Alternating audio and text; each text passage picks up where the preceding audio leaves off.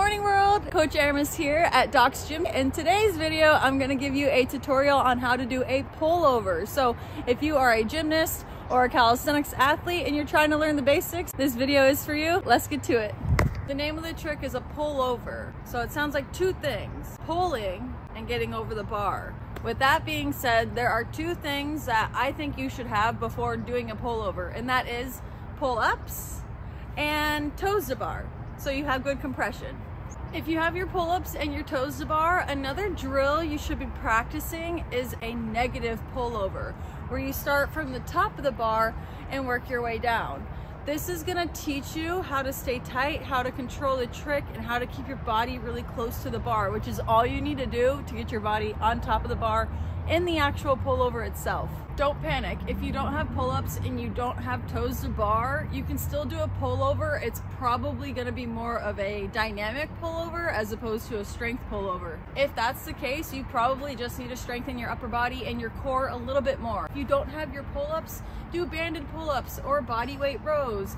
And if you don't have toes to bar, do hanging knee raises or anything to fire up the core and the upper body before you jump into the trick. Trust me when I say it will help.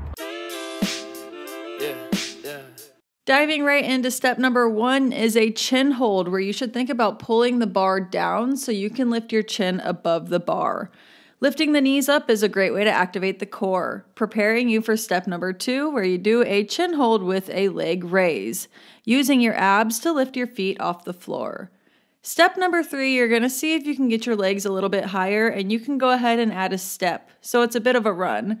And if you need more assistance, use a block. Step number four, with that block, you are now going to see if you can get your hips on top of the bar. Be sure to be pulling the whole time, that way your hips can get up, and go ahead and finish with a slow negative on the way down so you can get the strength to do the full pullover. The final step is the rotation of the hands, so you actually want to have a loose grip once your hips are on top of the bar so your legs can go down and your chest can come back up, leaving you with the final skill, which is a pullover.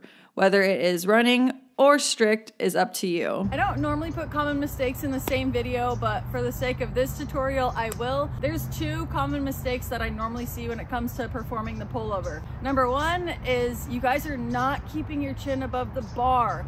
I get it, sometimes our pull-up strength isn't there, but if you start out strong, keeping your chin above the bar, it's gonna be way easier for you to get your hips onto the bar. Common mistake number two is throwing your head back. Now, when you throw your head back, you don't see the bar, right?